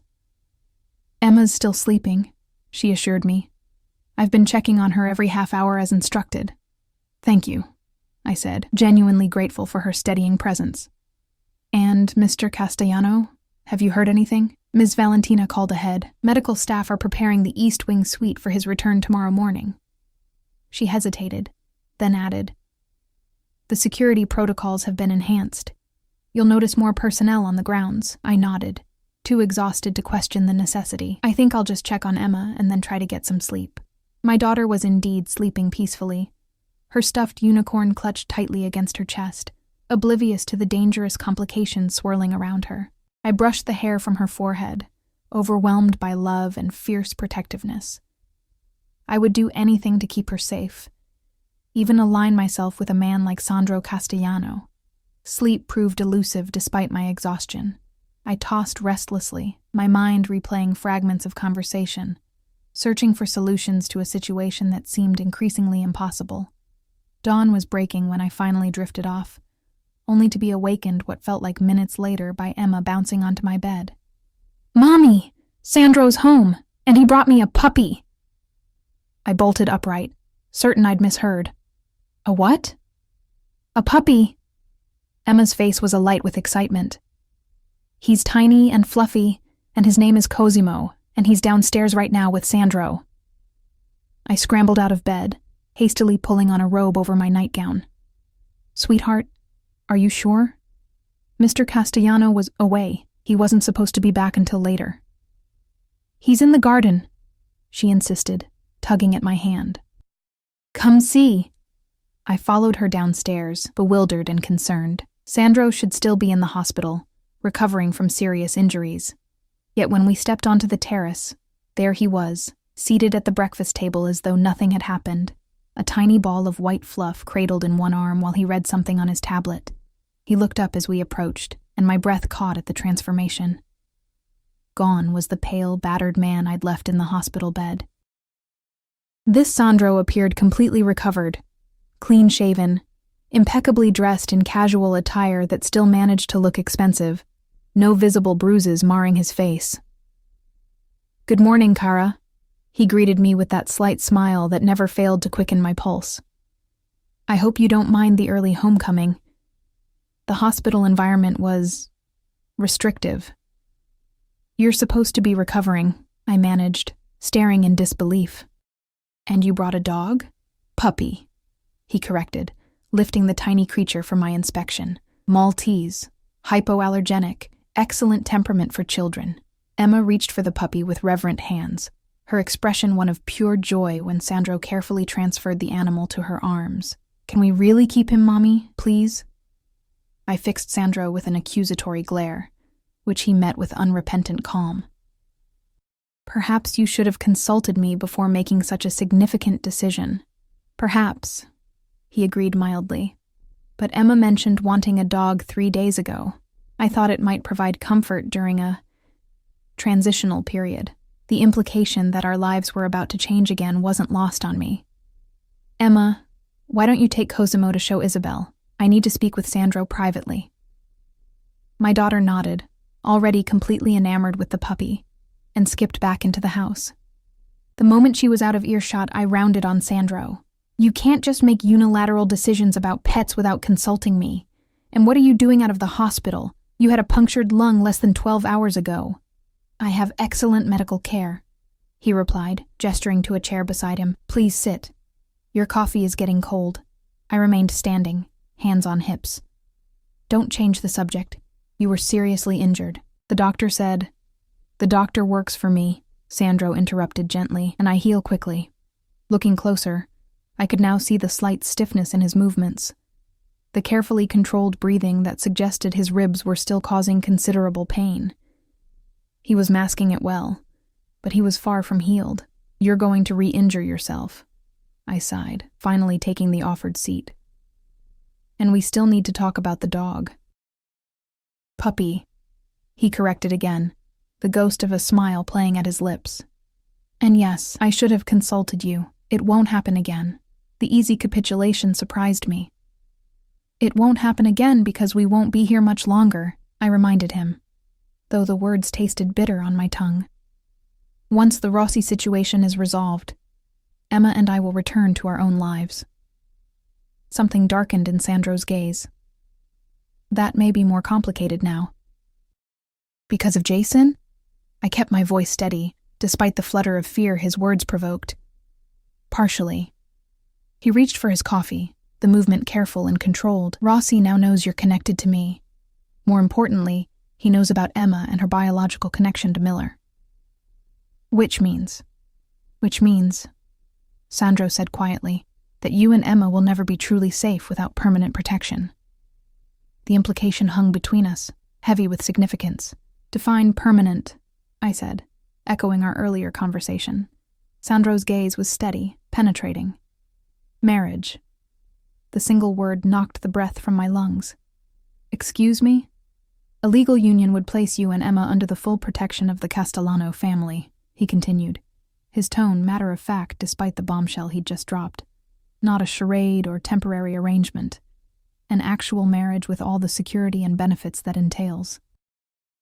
You can't be serious, I managed, though his expression held no hint of humor. We barely know each other. We know what matters, he countered. I know you're fiercely protective of Emma, intelligent, resilient, and stronger than you realize. You know I can provide safety, stability, and resources you could never access otherwise. That's not a basis for marriage. That's a business arrangement. Something softened in his gaze. Is it only business that makes your pulse race when I'm near? Only practical consideration that drew you to my hospital bed last night? Only strategic alliance that made you kiss me in that hallway? Heat flooded my cheeks at the reminder. Physical attraction isn't enough for a lifetime commitment. No, he agreed surprisingly. It's merely a foundation upon which other things can be built. He reached across the table, his hand covering mine. I'm not proposing a cold merger, Olivia. I'm offering you and Emma a future. Protection, yes, but also possibility. Possibility of what, exactly? I asked, not pulling my hand away despite my better judgment. Of happiness, he said simply. For all three of us. The sincerity in his voice made my throat tight with emotion. Sandro, your world. It's dangerous. Complicated. Look what happened to you because of us. What happened to me was the result of my own miscalculation, he corrected. A mistake I won't repeat. His thumb traced gentle circles on my wrist, sending shivers up my arm. As for my world, it's changing. Has been, for years. What do you mean? His expression grew more serious. The Castellano family has been transitioning to legitimate business for the past decade. Banking, real estate, technology investments. The old ways, my father's ways, are becoming obsolete. Yet Rossi still exists, I pointed out. Still threatens you. Rossi is the past, Sandro said with quiet conviction. A dying breed clinging to methods that no longer serve. After last night, his days are numbered. A chill ran through me at the implication. What did you do?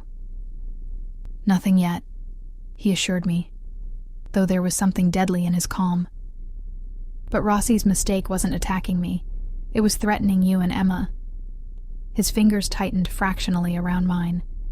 There are rules in our world, lines that aren't crossed, families that aren't targeted.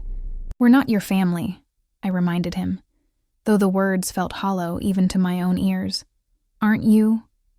His gaze held mine, challenging and somehow vulnerable simultaneously. Tell me you feel nothing when I touch you. Tell me Emma hasn't blossomed in this home. Tell me you want to return to struggling alone. I couldn't. The truth was, in less than a week, Sandro had become essential, not for his wealth or protection, but for the way he looked at me like I mattered, for how he listened to Emma's endless stories with genuine interest, for the quiet strength he offered without demanding weakness in return. Before I could form a response, Valentina appeared on the terrace, her expression grim. It's time, she said to Sandro, ignoring me completely. They've located Miller. Sandro nodded, his demeanor shifting instantly from the almost tender man who'd proposed marriage to the cold, calculating head of a criminal enterprise. Bring the car around. We leave in 10 minutes. No, I said, the word emerging stronger than I felt. You're injured. You can't just rush off to confront Emma's father. This isn't a confrontation, Sandro replied, his voice controlled, but with an undercurrent of steel. It's a negotiation. For what? His gaze met mine, unflinching. For your freedom. For Emma's future. He rose carefully, his movements betraying only the slightest hint of pain. I promised you resolution, Olivia. Today, I deliver it. By killing him? The words emerged as barely more than a whisper. By removing him as a threat, Sandro corrected. The method depends entirely on his cooperation. Fear and something darker twisted in my stomach. I'm coming with you. Absolutely not. His refusal was immediate, brooking no argument. Emma's biological father is about to disappear from her life permanently, I pressed. I need to be there. I need to understand what's happening. It's too dangerous. So is leaving me here to imagine the worst, I countered. If you want me to consider your proposal, your real proposal, then you need to show me who you really are, all of you. Not just the parts you think I can handle. Valentina made a sound of disbelief. She's either very brave or very foolish, brother. Perhaps both, Sandro murmured, studying me with new consideration. Very well. But you will follow my instructions exactly. No questions, no hesitation. I nodded, suddenly uncertain if I'd made a terrible mistake. What about Emma? Isabel will watch her. The house is secure. His expression softened fractionally. She'll be safe with Cosimo until we return. 30 minutes later, I found myself in the back of a sleek SUV with Sandro, driving toward the industrial district near the lake. Valentina sat in the passenger seat while one of Sandro's security detail drove, the atmosphere in the vehicle tense with unspoken danger. Miller is being held at one of our warehouses, Sandro explained, his voice calm despite the gravity of the situation. He was attempting to flee the city after last night's encounter. Is he hurt? I asked, unsure why I even cared after what Jason had done. Not yet, Valentina answered coldly from the front seat. Sandro shot his sister a warning look before returning his attention to me. Miller has information we need about Rossi's operations. In exchange for that information, he'll be offered certain considerations. Like what? A new identity, relocation to another country, sufficient funds to start over. Sandro's expression remained neutral. In return, he relinquishes all parental rights to Emma and agrees never to contact either of you again. The clinical way he outlined the destruction of a man's life should have horrified me. Instead, I felt a surprising calm. And if he refuses, he won't, Sandro said with quiet certainty. The warehouse loomed ahead, an unremarkable building with no external signs of the drama unfolding inside. We were ushered through a side entrance by more of Sandro's men, their expressions grim, weapons visible beneath tailored jackets. Inside, the space had been converted into some sort of makeshift office. Leather chairs, a polished table, even a bar cart stocked with crystal decanters, all incongruous against the industrial backdrop. And there, seated in one of those chairs with hands bound before him, was Jason Miller. 6 years had changed him. The boyish good looks I'd once found charming had hardened into something cruel. His hair was expensively cut, his clothing designer labels, but his eyes were the same, calculating, selfish, devoid of empathy. Those eyes widened when he saw me. "Olivia? What the hell?" "Hello, Jason," I said, surprised by the steadiness of my own voice. "It's been a while." Sandro moved to my side, his hand resting possessively at the small of my back. The gesture wasn't lost on Jason, whose expression darkened with understanding. "So the rumors are true," he sneered. "Castellano's latest whore is my baby mama. Small world." Sandro moved so quickly I barely registered it. One moment beside me, the next looming over Jason with deadly intent. "Speak of her with disrespect again, and this conversation ends permanently." The threat hung in the air, its meaning unmistakable. Jason paled slightly, swallowing whatever retort he'd been about to make. Mr. Miller was just about to explain his role in Rossi's recent activities, Valentina said smoothly, taking a seat across from him, specifically those involving the surveillance of your apartment. Jason's gaze darted between us, calculating his options. "I didn't know it was Olivia's place," he finally said. "Rossi gave me an address, told me to wire it. I sent guys to do the job.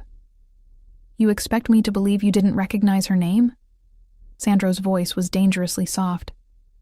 "Reed isn't her real name," Jason countered, looking at me accusingly. "She changed it after she got pregnant. She was Olivia Martinez when I knew her." I flinched at the revelation of my original surname, one I'd abandoned years ago to make a fresh start, to escape not just Jason, but the foster system identity that had followed me for so long. "A reasonable precaution, given your violent tendencies," Sandro observed coolly, returning to my side. His hand found mine, squeezing gently in silent support. Jason's eyes narrowed at the gesture. "Playing happy families now?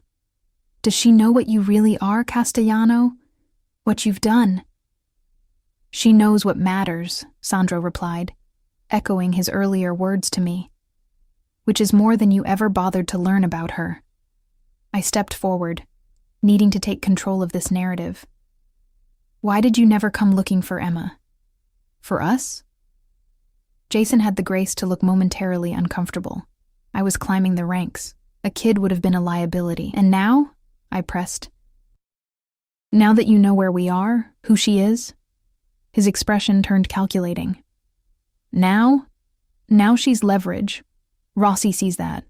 Your boyfriend here sees it too, or we wouldn't be having this conversation. "She's your daughter," I said, disgust rising in my throat. "She's DNA," he corrected coldly. Nothing more. I felt Sandro tense beside me, his control visibly straining. I squeezed his hand, a silent plea to let me handle this. "Then this should be simple," I said, matching Jason's clinical tone. "You sign away all parental rights. You leave the country and never contact us again. In exchange, you get a new life instead of whatever alternative Sandro is considering." Jason's laugh was bitter. "You think it's that easy? Rossi will hunt me down wherever I go. He doesn't allow deserters. Rossi will no longer be a concern," Sandro stated with such calm certainty that even Jason looked momentarily unnerved. "What does that mean?" "It means," Valentina interjected, that while we're having this charming reunion, our associates are dismantling Rossi's operation piece by piece, his warehouses, his distribution networks, his political connections, all being severed as we speak. Jason's face drained of color. That's impossible. Rossi has protection. Had protection, Sandro corrected. Amazing how quickly allegiances shift when certain financial irregularities come to light, when evidence of human trafficking reaches the right federal authorities. I stared at him, understanding dawning. You've been planning this. Since the night at the restaurant, he confirmed, his gaze never leaving Jason. Rossi's attack merely accelerated the timeline. Jason slumped in his chair, defeat evident in every line of his body. So that's it? I sign your papers and disappear? That's the offer, Sandro confirmed. It expires in 5 minutes. I watched as Jason's survival instinct warred with his pride. Finally, he nodded. I want 2 million. Cash. 1 million, Sandro countered. New identity, passage to Europe, and you never attempt to contact Olivia or Emma again. Any violation of these terms results in immediate consequences. Fine, Jason muttered. Get me the papers. Valentina produced documents with suspicious efficiency, as though this outcome had never been in doubt. As I watched Jason sign away his parental rights with the same careless disregard with which he'd abandoned us 6 years ago, a profound sense of closure washed over me. This chapter of my life, our lives, was ending. The question remaining was what would begin in its place.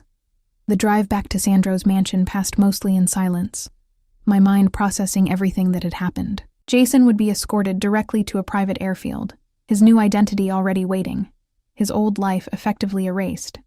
Are you all right? Sandro asked quietly as we neared home, his hand covering mine on the seat between us. I'm not sure, I admitted. It feels final, like a door closing. And opening, he suggested gently. If you want it to be. I turned to study his profile, this complex man who had upended my world in less than a week. Your proposal. Was it just about protection? About keeping Emma and me close because of some sense of responsibility? His gaze met mine, dark and intent. I haven't felt simply responsible for a woman since I was 20 years old, cara mia. His thumb traced patterns on my wrist in a way that made my pulse quicken. What I feel for you, for Emma, is something far more complicated. And far more valuable. It's still too fast, I whispered, though my objection sounded weak even to my own ears. Perhaps, he acknowledged. But some connections don't adhere to conventional timelines. From the moment I saw you sitting alone at that restaurant table, something in me recognized something in you. Because I look like Sophia, I said, the old insecurity surfacing. No, he said firmly. Because you look like yourself, strong, resilient, fiercely protective of what you love. His hand tightened around mine. Sophia was a beautiful memory from another lifetime. You, Olivia Reed, are my present. And if you'll allow it, my future. We pulled through the gates of the mansion, the familiar structure suddenly appearing different to my eyes, not a temporary sanctuary, but a potential home. As we stepped from the car, Emma came racing across the lawn, Cosimo bounding awkwardly at her heels. Mommy! Sandro! She called, her face alight with joy. Look! Cosimo can fetch! Sandro crouched to her level, wincing slightly as his injured ribs protested but hiding it well. Can he now? What a clever puppy. Perhaps you can show me his tricks after dinner. Can we eat in the garden, please? With the fish fountain? Emma's eyes, so like mine, pleaded with an expression she'd clearly learned was effective on her new protector. If your mother agrees, Sandro replied, glancing up at me with a question in his gaze that went far beyond dinner arrangements. Looking at them together, my bright, beautiful daughter and this dangerous, complex man who had somehow become essential to both of us, I felt something shift into place within me. A recognition. A certainty. The garden sounds perfect, I said, my decision encompassing far more than our evening meal. I think we'd all like that very much. Sandro's smile, a real one that transformed his severe features into something breathtaking, told me he understood exactly what I was agreeing to. He rose, moving to my side with that fluid grace that still made my heart race. "Welcome home, cara mia," he murmured, his lips brushing my temple in a gesture that felt like a promise. "Welcome home."